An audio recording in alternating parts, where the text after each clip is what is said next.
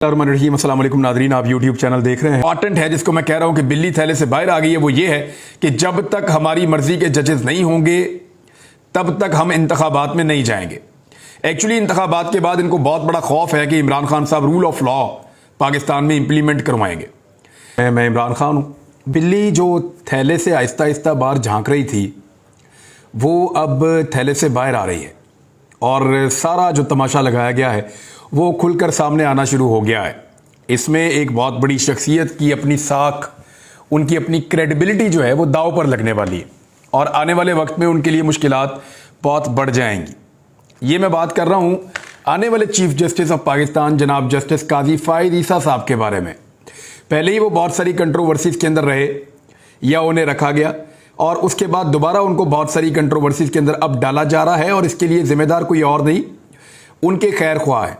वो लोग हैं जो हमेशा से उनका नाम लेते रहे हैं और उनकी बदनामी का बायस बनते रहे हैं। अब ज़रा कहानी आप सुन लें, मैं आपको स्टेप बाय स्टेप बता देता हूं कि एक्चुअली ये हुआ क्या है और ये भी बता देता हूं कि जजेस के ऊपर जो गंदी कंपेन चलाई जा रही है उसको कैसे काउंटर किया जा सकता है बड़े आराम से। लेकिन पाकिस्तान तहरीक इंसाफ जजेस के ऊपर कीचड़ उछालने या उनकी निजी जिंदगी को या उनकी फैमिली के अपने ज़ाती ख्यालात को किसी जगह पे उनके करियर में या उनके मनसब के ऊपर बोझ बनाने पे पाकिस्तान तहरीक इंसाफ तैयार नहीं है। पाकिस्तान तहरीक इंसाफ मुज़ाकरात के लिए तैयार है। पीडीएम इंतखाबात से फरार हो रही है। पीटीआई मुज़ाकरात के लिए तैयार है और नवाज शरीफ हुकूमत और पीटीआई के दरमियान मुज़ाकराती अमल को सबोटाज करने पर तुल गए हैं। यानी नवाज शरीफ साहब ये चाह रहे हैं कि हुकूमत और पीटीआई के दरमियान जो मुज़ाकरात हो रहे हैं वो मुज़ाकरात अब ना हो। नवाज शरीफ साहब इस अमल पे तुल गए हैं कि मुज़ाकरात किसी तरीके से मुअख्खर हो जाएं। अब आपको समझ आ जानी चाहिए कि वज़ीर दिफा कह रहा है कि पता ही नहीं कैसे परवेज़ इलाही के घर पे अटैक हो गया। एहसन इकबाल कह रहे हैं कि ये तो परवेज़ इलाही को मशहूर करने की साजिश है। तो भाई अगर इसी तरह बंदे मशहूर होते हैं तो आप लोग भी अपने घरों पे हमले करवा लें, अपने दरवाजे तोड़वा लें, अपनी खवातीन को चादर और चार दीवारी का तकद्दुस पामाल करवा लें, आप भी मकबूल हो जाएं। यानी सियासत में अगर मकबूलियत का ये आसान तरीन तरीका है तो पंजाब में तो हुकूमत निगरान है, आप अपने घरों पे भी अटैक करवाएं और मकबूल हो जाएं। तो ये कहने में आसान लगता है, इन चीज़ों का सामना करने में थोड़ी दिक्कत होती है। बहरहाल ये आपने सुना वज़ीर दाखिला को, उन्होंने कहा उनको तो टीवी पे पता चला कि परवेज़ इलाही के घर पे अटैक हो गया। वज़ीर आला पंजाब जो है निगरान, वो इसको ओन करने को तैयार नहीं है। आईजी पंजाब लोगों को जवाब दे रहा है कि मैं तो पाकिस्तान में ही नहीं हूं। जितने अहम लोग हैं वो पाकिस्तान में नहीं है, तो ये कार्रवाई डाली किसने और डलवाई किसने? एक्चुअली ये कार्रवाई लंदन प्लान का हिस्सा है, जो इमरान खान साहब ने भी कहा। कैसे? क्योंकि लंदन में बैठा हुआ शख्स नवाज शरीफ इलेक्शन से खौफजदा है। पहले वो गिरफ्तारी से खौफजदा थे, मुकदमात से खौफजदा थे, इंसाफ से खौफजदा थे। अब नवाज शरीफ साहब जो हैं वो इलेक्शन से खौफजदा हैं और उन्हें यह पता है कि वापस वो आ नहीं सकते। अगर वो वापस आते हैं तो गिरफ्तार होना पड़ेगा या केसेस का सामना करना पड़ेगा। फिर अगर आ जाते हैं तो मुल्क से निकलने की क्या गारंटी है कि मुल्क से बाहर निकल जाएंगे? ऊपर से इमरान खान साहब चैलेंज कर रहे हैं कि आ जाओ नवाज शरीफ, दोनों अपना अपना नाम ईसीएल में डाल देते हैं, ना मैं बाहर जाऊं ना आप बाहर जाएं, फैसला कर लेते हैं, इलेक्शन भी हो जाएगा, इंसाफ भी हो जाएगा। तो नवाज शरीफ साहब जो है उनके लिए बड़ी दिक्कत है, वो वहां से कोशिश कर रहे हैं कि इलेक्शन ना हो। तो अब आपको समझ जाना चाहिए कि परवेज़ इलाही के घर के ऊपर जो अटैक हो रहा था, अगर इमरान खान कह रहे हैं कि ये लंदन प्लान का हिस्सा है तो उनके कहने में वजन है। दूसरी जानिब मुस्लिम लीग नून का जो मुशावरती इजलास है उसके अंदर की कहानी बाहर आई है, मुख्तलिफ मीडिया चैनल्स ने दी है और नवाज शरीफ कह रहे हैं कि एक दिन के जो इंतखाबात का मुतालबा है उसके ऊपर सारे स्टिक रहें। तो वो तो ठीक है, एक दिन इंतखाबात का जो मुतालबा है कि इकट्ठे करवाए जाएं तो बड़ा अच्छा मुतालबा है, लेकिन अगर इकट्ठे करवाए जाएं तो इनका क्या करना है? जो दो सूबों के अंदर असम्बलियां तहलील हो गई हैं, जो आधे से ज्यादा पाकिस्तान के अंदर असम्बलियां तहलील हो गई हैं, इनका फिर क्या करना है?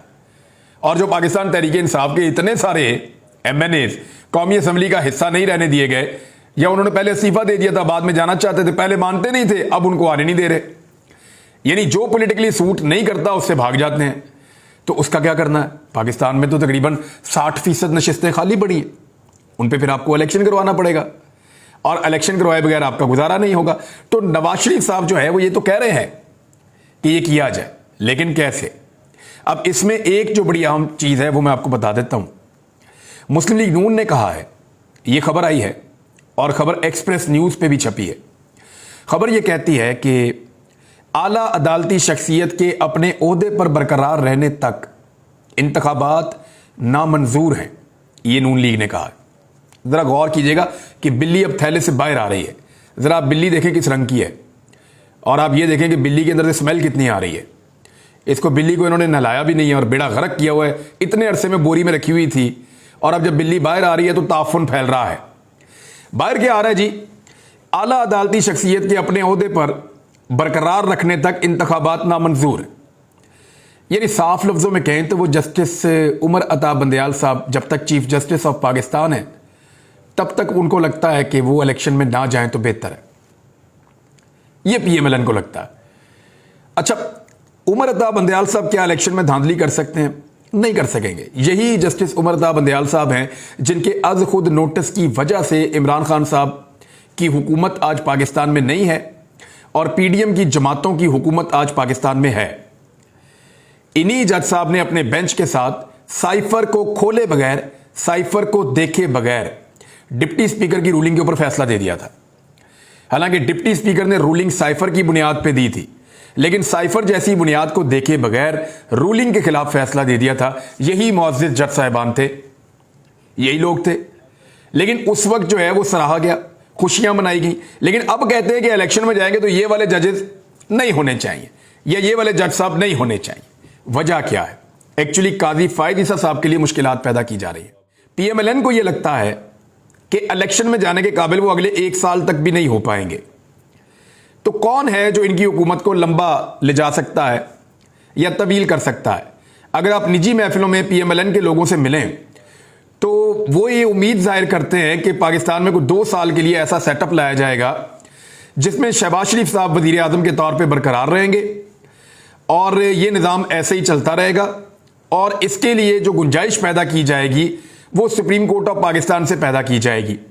और सुप्रीम कोर्ट ऑफ पाकिस्तान वो गुंजाइश कब पैदा कर सकती है? सुप्रीम कोर्ट ऑफ पाकिस्तान वो गुंजाइश तब पैदा कर सकती है जब वहां पे अपनी मर्जी के लोग बैठे होंगे। फायद ईसा साहब को मुतनाज़े किया जा रहा है। इलेक्शन में बंदयाल साहब के दौर में चले जाएं या काजी साहब के दौर में चले जाएं, क्या फर्क पड़ता है? क्या काजी साहब ने वहां बैलेट बॉक्स से भरने हैं या बंदयाल साहब ने बैलेट बॉक्स भरने हैं? ऐसा तो नहीं हो सकता और यह मुमकिन भी नहीं है। तो मसला यह है कि अपनी मर्जी के फैसले लेने हैं। और दूसरा एक ये खौफ है कि अगर काजी फायद ईसा साहब चीफ जस्टिस होंगे और उस वक्त इमरान खान साहब पाकिस्तान के वजीर आज़म बनेंगे तो हमें पाकिस्तान से भागने में आसानी रहेगी। ये मैं उनके लोगों से सुनती हुई बातें आपको बता रहा हूं।